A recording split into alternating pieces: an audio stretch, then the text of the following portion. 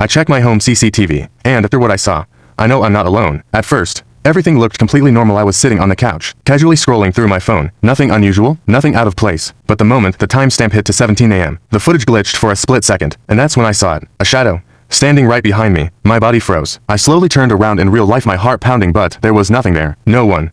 Just an empty room. But on the CCTV, it was still there, and it was moving. Slowly, getting closer to me. Watching me, my throat went dry. My hands started shaking. I immediately rewound the footage and played it again, hoping I was just imagining things. I wasn't. This time, I watched carefully as the shadow came closer, closer, until it was right next to me, and then, it turned its face toward the camera. I stopped breathing, because it was my face. Exactly mine. But the eyes, completely black. And the most terrifying part, at that exact moment, in real life, I was still sitting on that couch, staring at my phone. But on the screen, the me in the footage slowly looked up, and smiled. I wish that was the end. But the next clip at 2:18 a.m. is something I still haven't had the courage to watch, to see what happens next. How is the story? Comment your thoughts below. For more revenge, horror, twist, and shocking stories like this, make sure to subscribe to the channel. After that smile, the screen suddenly went black, as if someone had covered the camera with their hand. My hands were shaking, but I still opened the live feed and my heart dropped, because I was still sitting on the sofa. I slowly looked up. The same sofa was in front of me, but it was empty. Then, from behind me, I heard a faint breath, cold,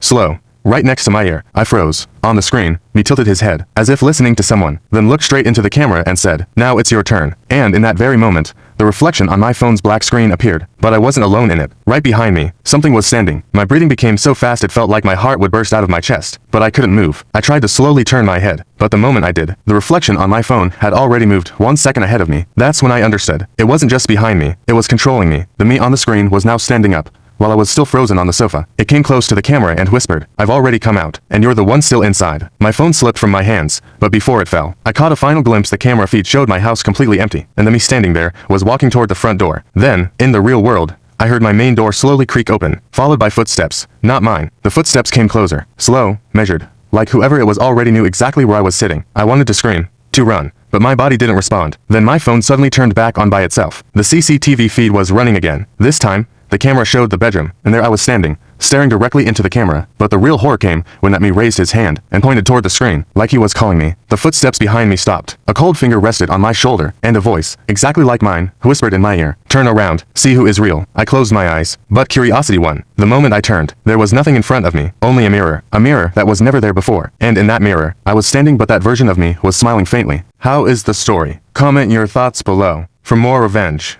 horror, twist, and shocking stories like this, make sure to subscribe to the channel. Then it slowly said, "Now you will stay inside the CCTV." The lights flickered, and everything went dark. The next morning, police checked the house. The door was locked from inside. The house was completely empty, except for a phone lying on the floor, playing CCTV footage, showing me sitting on the sofa, exactly as I was the night before. At first, the police thought it was just a recording, but when they checked the timestamp, the feed was live. On the screen, I was still sitting there, but then I slowly raised my head, and smiled directly into the camera. One constable stepped back in fear. The inspector zoomed in, and everyone froze. In the corner of the frame, behind me, another figure was standing, the same dark-eyed me, and the moment the inspector moved the phone closer, the me inside the screen suddenly stood up, and started walking toward the camera. A faint scratching sound came from the phone, like something was trying to break out from inside. "Sir, this can't be live," the constable stammered, but before he could finish, hairline cracks started spreading across the screen. A black finger pushed out from one of those cracks. The inspector dropped the phone, but it was too late. The lights in the room went out instantly, and in the darkness, there were only two things visible. Me, standing in two places, one inside the screen, and one in front of them. The next day,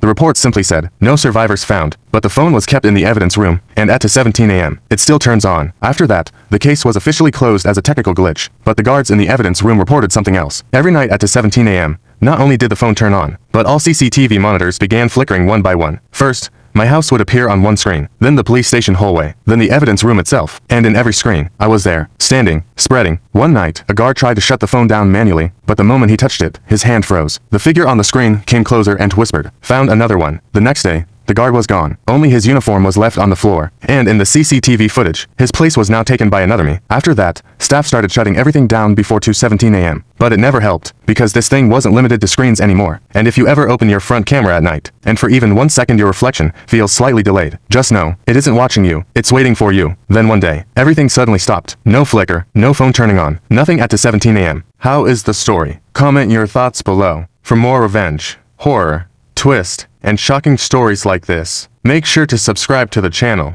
People thought it was finally over. The case was sealed forever. Months passed, no incidents. Then one night, a new officer was on duty. Bored, he opened his front camera. Everything looked normal, his face, the empty room behind him. But when he lowered the phone slightly, his reflection didn't match. It paused for a split second, then leaned forward. He immediately turned the camera off. But it was already too late. The next morning, his phone was found outside the evidence room. The CCTV was running. He was sitting on a chair, silent. Then he slowly lifted his head, smiled directly at the camera, and that's when they understood. It never ended. It only moved. From screen to screen, from person to person. And now, while you're reading this story, take a moment, turn off your phone, and look at your reflection. If everything matches perfectly, you are safe. But if there's even a 1-second delay, then maybe you're not alone anymore. The truth is, it was never a ghost. It was a reflection entity, something that exists only in screens and mirrors. It grows stronger when you notice it. The more you react, the more real it becomes. So a rule was made. Never acknowledge anything abnormal in reflections or screens. If something looks off, turn the screen off immediately, and never use mirrors or cameras after 17 a.m. One girl followed these rules. She saw her reflection lie behind, but she didn't react. She turned off her phone, closed her eyes, and left the room. 3 days later,